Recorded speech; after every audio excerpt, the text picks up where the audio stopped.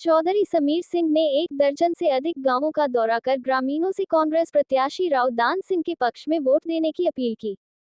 लोहार वर्मा की रिपोर्ट। पूर्व युवा अध्यक्ष समीर चौधरी ने अपने जनसंपर्क अभियान के तहत आज लोहारू हलके के गांव आज ढानी टोडा ढानी मनसुख ढानी अकबरपुर ढानी श्यामा ढानी रहीमपुर सुखदेव का बास जगराम बास आजमपुरा ढानी गंगाविशन सोहासड़ा समसावास आदि गांवों का दौरा के दौरान गोठड़ा में ग्रामीणों को संबोधित करते हुए कहा कि उन्होंने कहा कि भाजपा सरकार में महंगाई और बेरोजगारी बढ़ी है। केंद्र की मोदी सरकार व प्रदेश की सरकार की किसान युवा गरीब और महिला विरोधी है। अग्निवीरों के बारे में कहा कि यह गलत हुआ है कि युवा 4 साल में क्या क्या करेगा। युवा 18 साल का भर्ती होता है, ट्रेनिंग भी कर ली और भारती भी होगा और रिटायर भी होगा, ना उसको पेंसिल मिलती है, तो यह मजाक ही तो है। उन्होंने ग्रामीणों को विश्वास दिलाते हुए कहा कि हरियाणा में सबसे बड़ी जीत भिवानी महेंद्रगढ़ लोकसभा से राव दान सिंह की होगी। घर घर गांव में जाकर कांग्रेस प्रत्याशी राव दान सिंह के पक्ष में वोट देने की अपील की। तो इस बार का हमने सोचा तो ये था कि अब क्या आपके गांव में आएंगे तो हर एक गली में हर एक मोहल्ले में जाएंगे, जैसे कि पिछली बार सोचा था, बोल के भी गया था मैं। पर हुआ क्या कि अपने कांग्रेस की जो टिकट बची उसने थोड़ी देरी कर दी।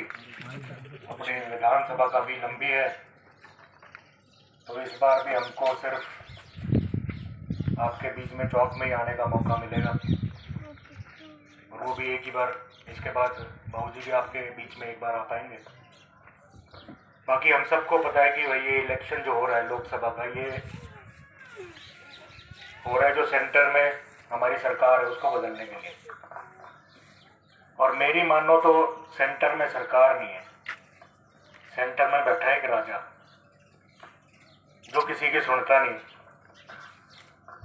विरोधी दल के नेता या कार्यकर्ता ये छोड़ दो, वो अपने मिनिस्टर्स की, अपने एमएलए की, एमपी तक की नहीं सुनता। किसी को बोलने का मौका नहीं दिया जाता, किसी का सुझाव नहीं दिया जाता। तो एक तरह से तानाशाह राजा बैठा हुआ है हमारे देश में, और हमको इसको हटा के एक सरकार बना रही है जो सरकार सबके बारे में सोचे, हर वर्ग के बारे में सोचे, हर इंसान के बारे में सोचे, अपने देश के बारे में सोचे।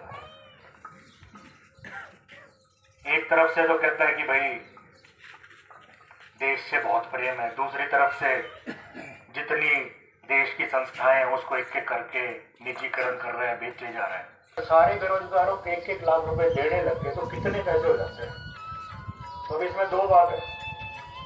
एक तो खट्टर साहब ने ये मान लिया कि कितनी बेरोजगारी है, इतने ज्यादा है कि गणित नहीं समझ में आ रहा। दूसरा यूं कह रहे हैं कि राहुल गांधी अगर 1-1 लाख दे देगा तो ये दे नहीं पाएगा, झूठ बोल रहे हैं। तो 2 नौजवान खड़े होके बोले जी हमको भी कुछ कहना है, हमको भी कुछ पूछना है। पर जब मोदी जी ने ये कहा था 15 लाख हर एक को दूंगा, वो कितना बड़ा झूठ था या कितना बड़ा गणित था, वो समझ में आने वाली बात थी क्या? अरे बैठ जाओ बैठ जाओ। तो इनके ये हाल है, ये जो झूठ बोले वो ठीक है और हम जो वादे करें वो गलत है। फिर इनको पता था 2014 में भी भाई सबसे ज्यादा जनसंख्या नौजवानों की, अगर जिसको नौजवान वोट देगा वो कोई भी टीवी चैनल खोलते थे तो भाजपा का एक ही नारा चलता था, 75 पार 75 पार। और साथ में दूसरी पार्टी आ गई जजपा, उनने भी आपका बेवकूफ बड़ा नारा दिया कि भाई हम सत्ता में आएंगे तो भाजपा को यमुना पार करेंगे।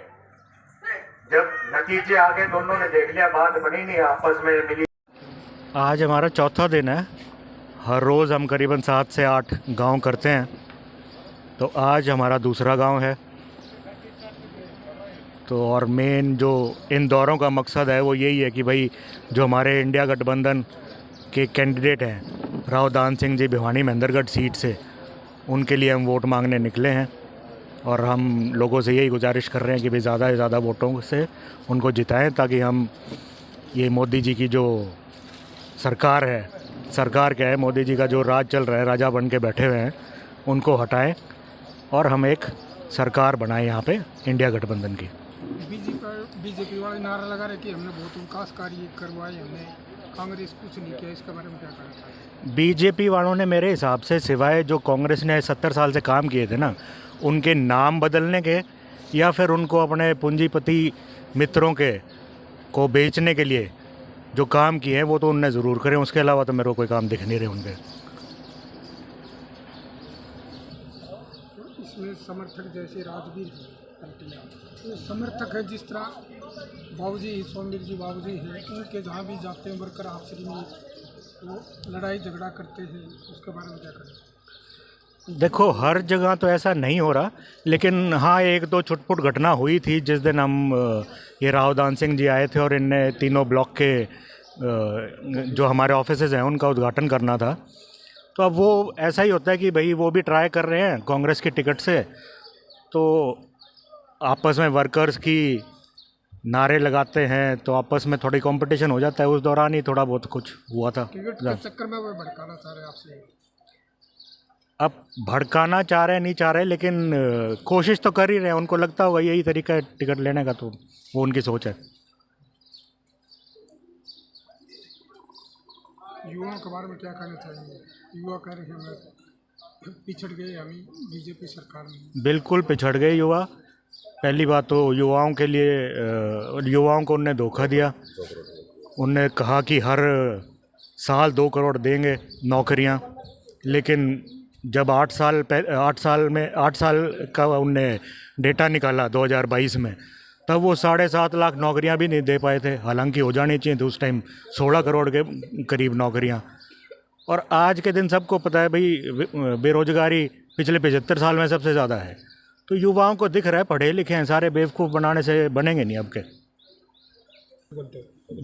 ये बहुत गलत है जो अग्निवीर योजना इनने चलाई है, ये बंद तो होनी चाहिए, बंद करें भी गए हम आके, पर गलत इस कारण है कि भाई नौजवान एक 18 साल का भर्ती होता है, अब वो 4 साल में ट्रेनिंग भी कर ली, उसने ड्यूटी भी कर ली और रिटायर भी हो गया, आखिरी में ना उसको पेंशन मिल रही है ना कोई और सिक्योरिटी उसके घर वालों के लिए। बाई चांस अगर वो शहीद हो जाता है तो ना उसको शहीद का दर्जा मिलता है ना और कुछ, तो एक तरह से मजाक ही है ये।